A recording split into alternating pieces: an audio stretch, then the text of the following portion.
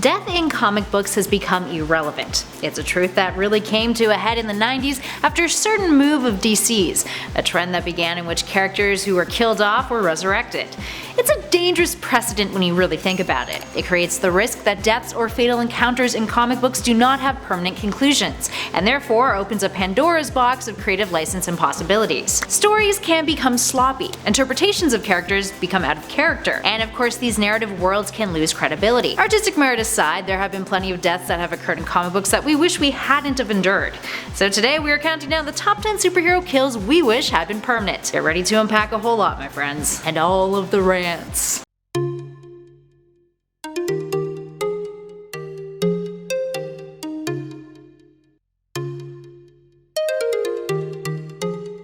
And at number 10, Batman, specifically from The Dark Knight Returns. Let's start off our list with a character who has been killed off a slew of times since he first debuted way back in 1939. We are talking about the Dark Knight himself, Batman, a character who we by no means think should be dead, but has quite a history with death in general. While we could break all of those down for the purpose of this list, let's talk about one specific death, the fake-out death that occurs in Frank Miller's The Dark Knight Returns from 1986, a comic book that revolutionized the character and re-established his darker, grittier persona that had somewhat existed back in the Golden Age, prior to the Comic Code Authority's reign of terror on the industry. So The Dark Knight Returns tells the tale of a 55-year-old Batman, a Bruce Wayne who had retired thanks to the opposition of the US government, as well as his grief over the death of Jason Todd. He returns to the cowl though, seeing what Gotham and the world has become, prompted by the memories of his dead parents, of course. By the end of the comic, spoilers, Batman is seemingly killed but becomes a martyr, a glimmer of hope that the world may return to the way that it was, thanks to those inspired by his actions in Gotham and against Superman. It's then revealed that he is alive, that he staged his own death, and unfortunately he ends up making a return in The Dark Knight Strikes Again, which was arguably inferior to its predecessor comic. So why is this death on this list? Because it would have been a poignant and impactful ending to the story of Bruce Wayne, the aged Batman, who despite dying of a heart attack would have continued to make a difference in the world. But of course Batman has the ultimate plot armor and never dies, so no way in hell was DC gonna let Frank Miller do that. Plus, you could speculate there's the need for sequels because of money, etc. Making a profit is generally the reason why many superheroes are killed off and resurrected, but we shall get to that later on. And at number 9, Captain America. Steve Rogers technically first died at the end of World War II, or at least was presumed to have been dead until he defrosted and joined up with the first iteration of the Avengers. The character since has gone through a lot. He's faked his own death, he's seemingly died a couple of times, you name it. But ultimately he's a character who Marvel Comics would never dream of killing off for good.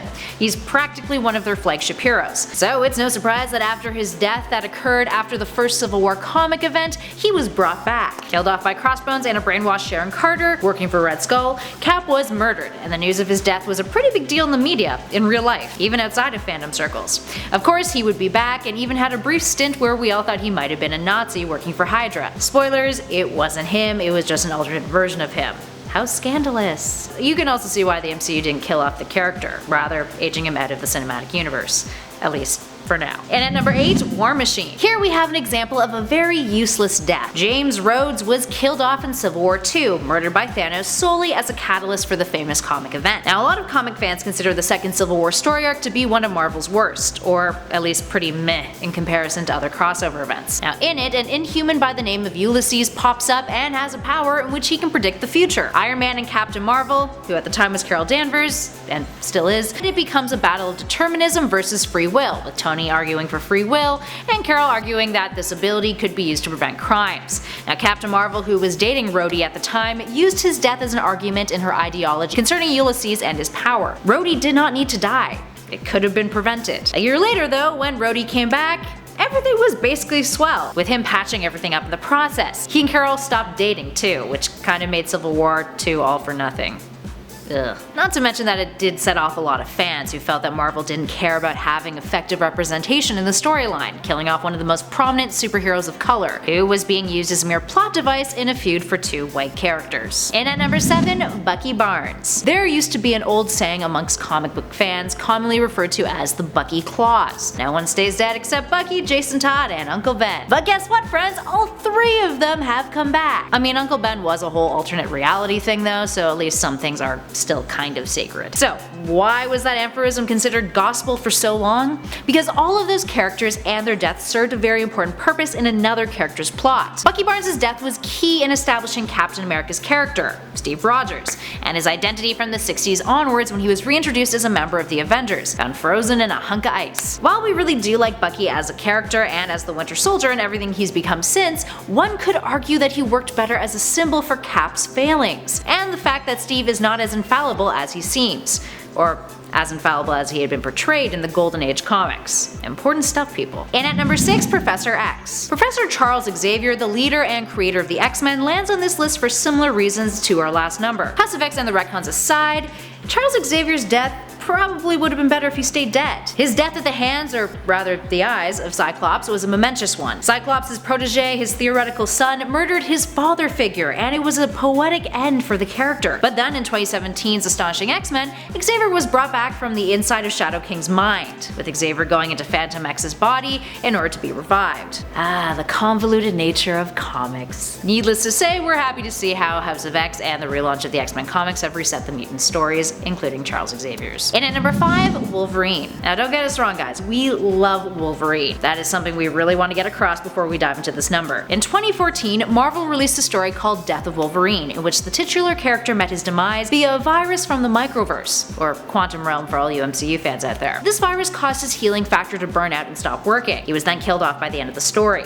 Logan's death though changed the makeup of the Marvel Universe, arguably for the better. Without having Wolverine on every single team imaginable, from the X-Men to the Avengers, the Marvel Universe was shaken up, making room for some new and interesting storylines to emerge, despite some critics feeling that the death of Wolverine was a lousy send-off for an iconic Marvel character. Critic Stu Shearer even said this, I quote, "Setting aside the fact that this is most certainly all temporary, the book does little to draw the reader in or keep them interested," end quote. And that's a good point. What's the point of killing off a character if that action doesn't have an impact narratively while it is occurring? Kinda wasteful. And at number 4, Jean Grey. Jean Grey has died a lot, to the extent that the character has even become the butt of jokes about it. In 1976, Jean Grey would die and be reborn as Phoenix, leading to one of the most massive X-Men narratives in the history of their stories. The character would become corrupted and turn to the Dark Phoenix, in which she committed mass genocide, killing off a whole race of extraterrestrials after consuming a star for energy. She then commits suicide later on to prevent the Phoenix from fully taking over her. But then it was revealed that Jean had actually been at the bottom of Jamaica Bay, and that the Phoenix was actually a separate entity called the Phoenix Force, and it had possessed her, which was basically Marvel finding a way to absolve the character of her sins, like killing off an entire alien race because, you know, she needed a snack. Essentially, Jean became the victim of a whole lot of retconning, and the impact of the Phoenix Saga was diluted because of it. Had she remained dead, the implications of the Phoenix Force may have changed the face of the Marvel Universe forever, or completely obliterated it. Likely the latter option. Maybe it's good that she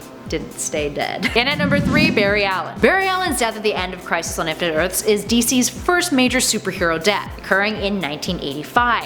It was a crucial one as well, with the Scarlet Speedster literally saving the entire DC multiverse in the process, sacrificing himself so that everyone else could live. This tragedy occurred in Crisis on Infinite Earths issue 8, with Barry running so fast that he created a vortex that would prevent villain Anti-Monitor from destroying the Earth with his antimatter cannon. He literally disintegrated on panel, to many readers' dismay. Then came his replacement and generally more beloved successor, Wally West. Wally was more popular, he was stronger, and technically he was faster too. But according to Marv Wolfman, who wrote Crisis, he had left a loophole in the story so that Barry could return without a retcon. There was also this whole thing where Barry's death was really him being sent back in time as the lightning bolt that gave Barry his powers to begin with. Regardless, he was brought back for good 23 years later. He had made a handful of cameos in between. He appeared in Final Crisis, with Jeff Johns stating that when the greatest evil comes back to the DC universe, the greatest hero needed to return. Yeah, right. I think many people would have just been fine if Wally just, you know, kept being the only Flash, or at least the only current Flash. Jay Garrick. In at number 2, Jason Todd. Oh, the death of Jason Todd is one of the most significant deaths in the history of comics, all thanks to the impact that it had on Batman. Now, Jason Todd was the second Robin, after Dick Grayson had gone on to be a superhero in his own right, eventually becoming Nightwing and running the Teen Titans. Batman's stories were suffering a bit. Keep in mind that Robin was first introduced as a means to make Batman more relatable to younger audiences, which boosted his sales in the early days exponentially. The dynamic duo was iconic, but Grayson's replacement was widely disliked. At first, he was a carbon copy of Dick, but after Crisis on Infinite Earths, Jason's character became more of a street kid, a rebellious Robin, who even flat out killed a guy. Sort of accidentally, but not really. So what did DC do about it? Well, in 1988, Dennis O'Neil suggested that it would be a cool idea to allow readers of comics to have some sort of creative input over the stories. Yeah. Bad idea. This led to a telephone poll, where readers could call in and vote on whether or not to kill off Jason Todd. According to O'Neil, I quote, "The logical candidate was Jason because we had reason to believe that he wasn't that popular anyway. It was a big enough stunt we couldn't do it with a minor character."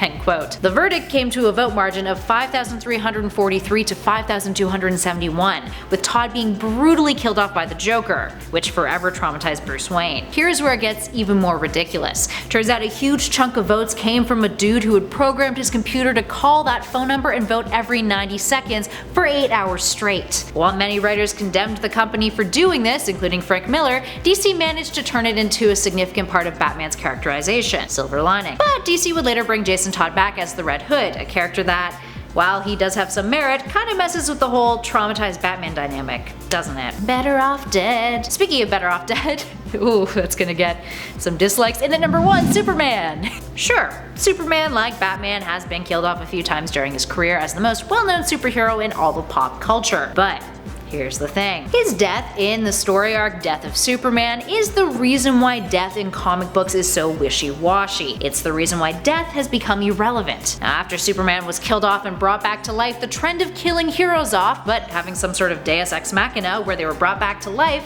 and the land of the living, hit an all-time high. It practically multiplied, since almost every single major comic book character has been killed off and brought back. Not to say that this wasn't something that already occurred in comics prior to the story event, but it became a commonality after DC's financial success with murdering the Man of Steel. So let's backtrack for a second and explain what exactly happened. In 1992, the Death of Superman was a major crossover story event in which Superman faced off against a villain named Doomsday, who was invented by DC for that story and basically looked like a giant Hulk ripoff. It was like Hulk but like different coloring and just a bunch of spikes on his body. It seemed a little lazy. Doomsday and Superman would literally punch each other to death. Everyone believed that Superman was totally dead. He was gonzo. Dude had no vital signs. And readers went wild. The concept of killing off the Man of Steel in such a highly publicized way was unheard of. It was taboo, unprecedented, and it was one hell of a way to increase comic sales for the Superman title, which had declined in years leading up to this story. As far as publication history goes, initially it started as the result of a cross-promotion story with the Lois and Clark, The New Adventures of Superman TV series, in which Clark and Lois Lane were to be married. In the comic story though, the wedding was postponed thanks to Doomsday messing with Metropolis and threatening the Earth. Don't even get us started on Doomsday's origins, they are ludicrous. Anywho, Superman is seemingly dead. That led into the reign of the Superman story arc, in which 4 imposter Supermen show up and try to take Clark's place. Then it's revealed that Superman actually isn't dead after all. He was in a Kryptonian coma, which looks just like a human death. As you can imagine, readers worldwide felt betrayed by DC, seeing the story event as a publicity stunt, which had earned the publisher a whole ton of cash, and led to Superman issue 75, the comic in which Superman died, to have sold over 6 million copies. I could go on, and actually I have in some of our other videos. This story is batshit insane once you get into its details. Sometimes dead is better, you guys. Alright, there we have it, friends. What other superheroes who have died do you wish never came back to life? Give us a shout in those comments below and let us know your thoughts. If you dug this video, you guys know what to do. Hit that like button, spread the love, and share it with a friend. And be sure to subscribe to Top 10 Nerd for more videos just like this one. In the meantime though, thanks for watching, friends. I'll catch you all in the next video.